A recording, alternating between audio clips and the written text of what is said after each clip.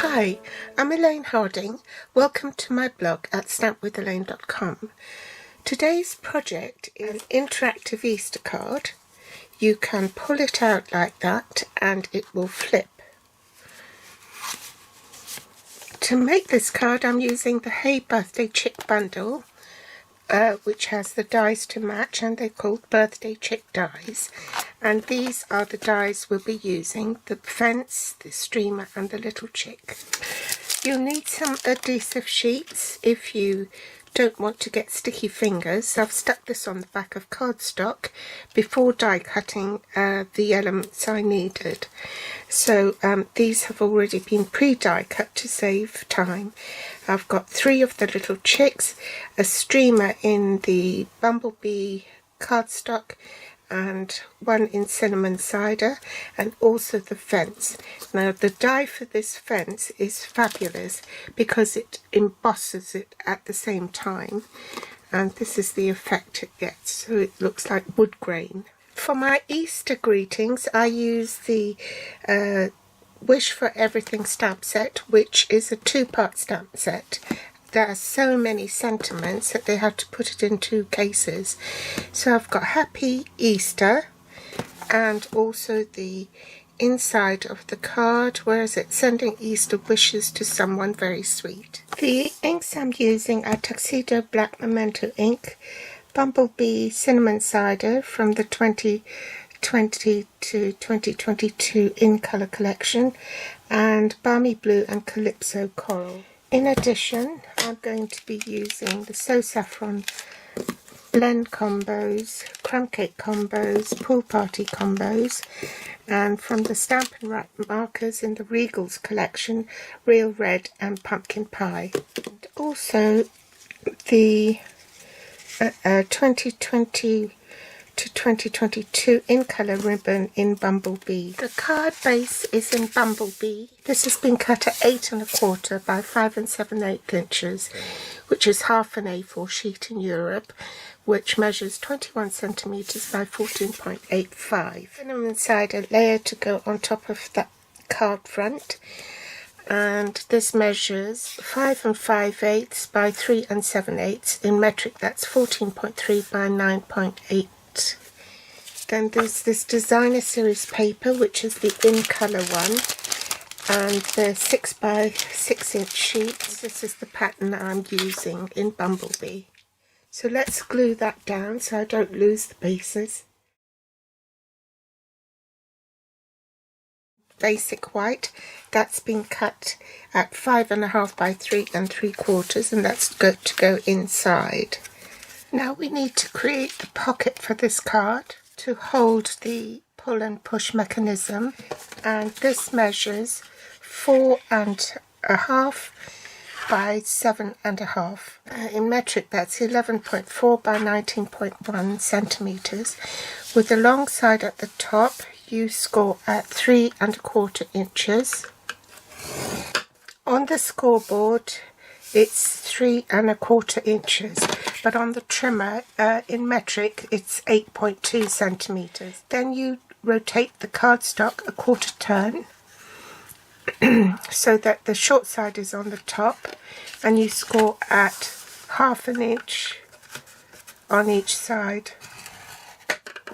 Rotate it 180 degrees, score up to that short score line here, which is the 3 1/4 inch score line. Okay, then bring in your trimmer and align that at the 1/2 inch on your trimmer to the right of the cutting groove, and then cut down to the score line here, so that line on your scoring blade should be in line with the scoring mark over there, which is at 4 1/4 inches. Okay, slide it along so that it's 1/2 inch on the other side, and you want to line up the score line in the cutting groove, and then you cut from the score line here up to the top.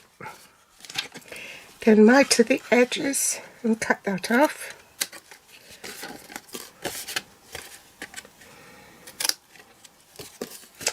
and also cut off this bit here.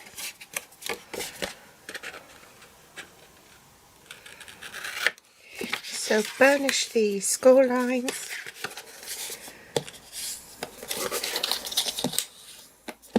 and you see that might rack up, so you just want to cut a tad off so that it won't make the card buckle.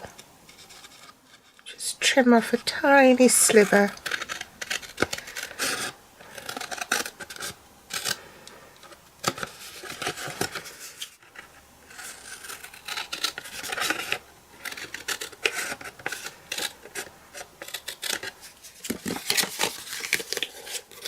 That's better, so it lies flat. So that's your pocket, but you don't glue anything yet. And now you need the mini card, which measures 3 inches by 6 1/4 inches. In metrics, that's 7.6 by 15.9. So this is the pull and flip bit of the card. And you need to score that at 2 3/4 inches. In metric, that's 7 centimeters, and reinforce that. The next element you need is a 2 1/8 by 2 1/8 square, which is the roller piece. You need to score that at 1/2 inch on either side. Then in between these two 1/2 inch score lines, you need to score it at 1/8 intervals.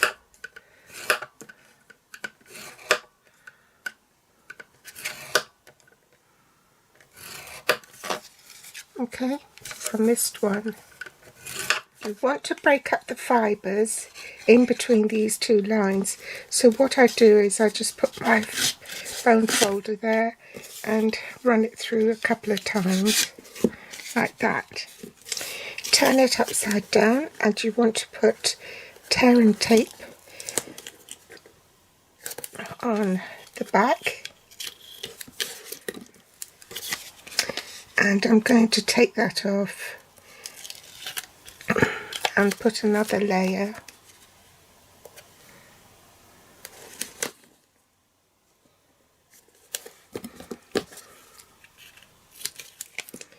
To make sure it's stuck down properly.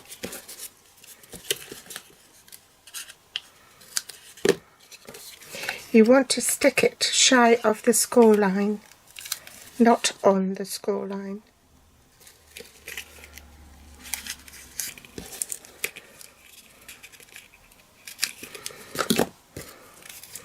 And put the protective layer back on until you're ready to glue it onto your card. You need a fancy tag topper punch.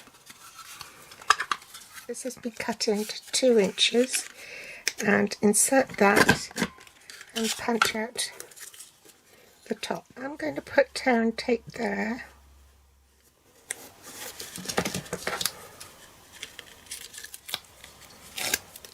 And glue on the rest of it, and centre that in the middle so that the bottom of that punch is in line with the edge of the paper here. Okay. Trim off a little bit of the tag so that you can then stamp and put these card inserts in here.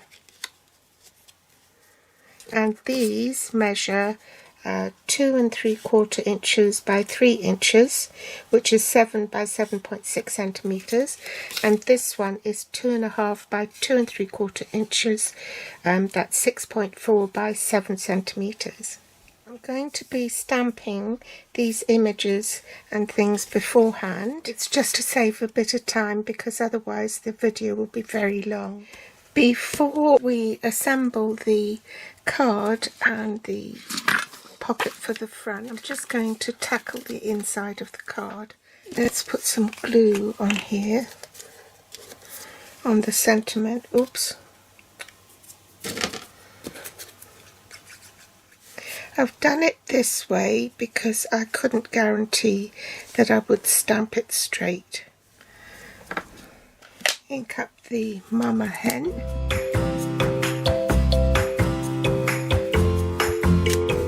I'm going to do a bit of colouring now. Let's speed this up.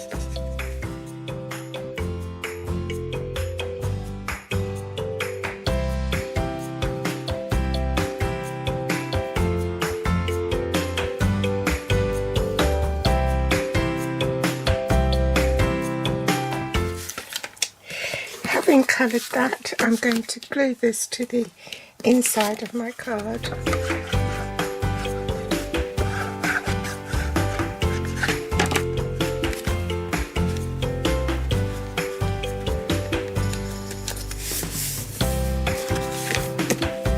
I've coloured in the chicken for the front of the pocket. It will go on this way and the flaps go on the back, so let's glue that on.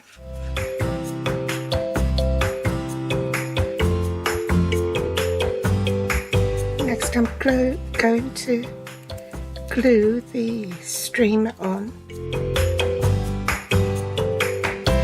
and put some dimensionals on the back of the word Happy Easter. I fussy cut the word, then layered it onto Bumblebee and fussy cut around that as well. So I'll put it round here and just apply glue on the back of the Easter and adhere it underneath here like so. Now for the magic to happen. Before I do anything, I want to decorate the front of that card.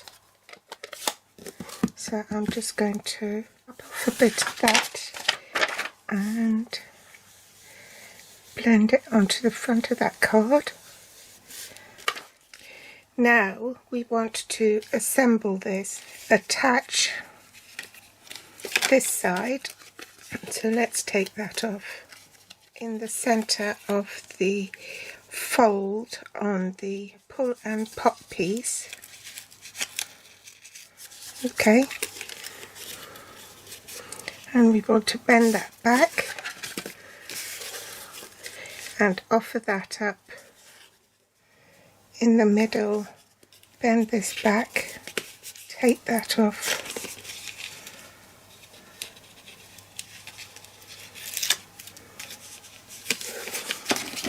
reinforce this, make it curl so that it's malleable.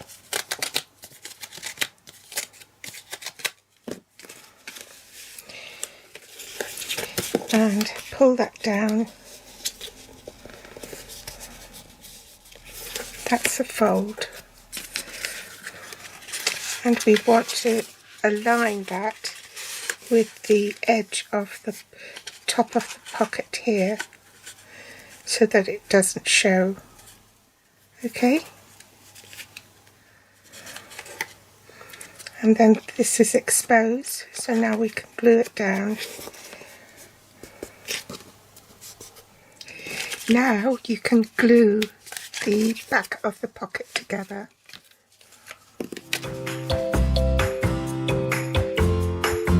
So now you want to pull this out and adhere these pieces.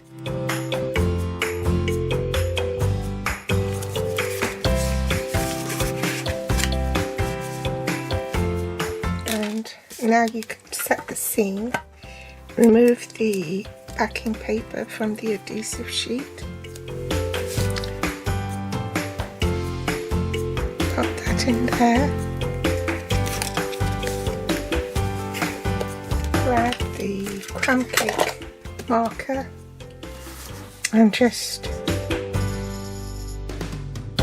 colour in the ground. Then we want to get our chicks and adhere it to the card here.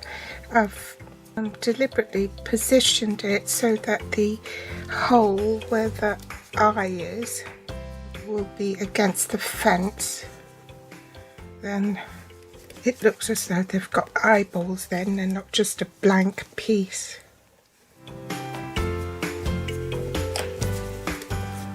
Like so. Cut off a length of ribbon, so about 6 inches. Probably won't need as much as that. loop it in half, thread it from front to back.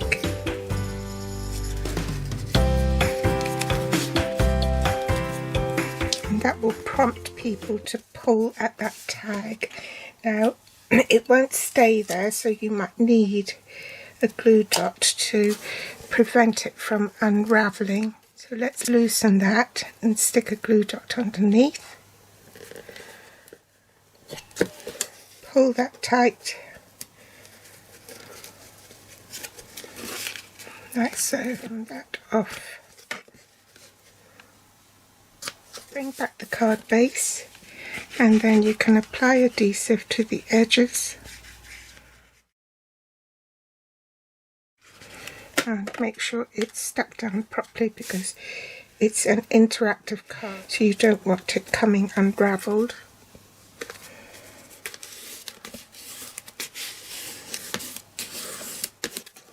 And there we go. Your pull and flap card is finished. So there you have it, an interactive card with a pull and flap mechanism. I hope you'll have a go.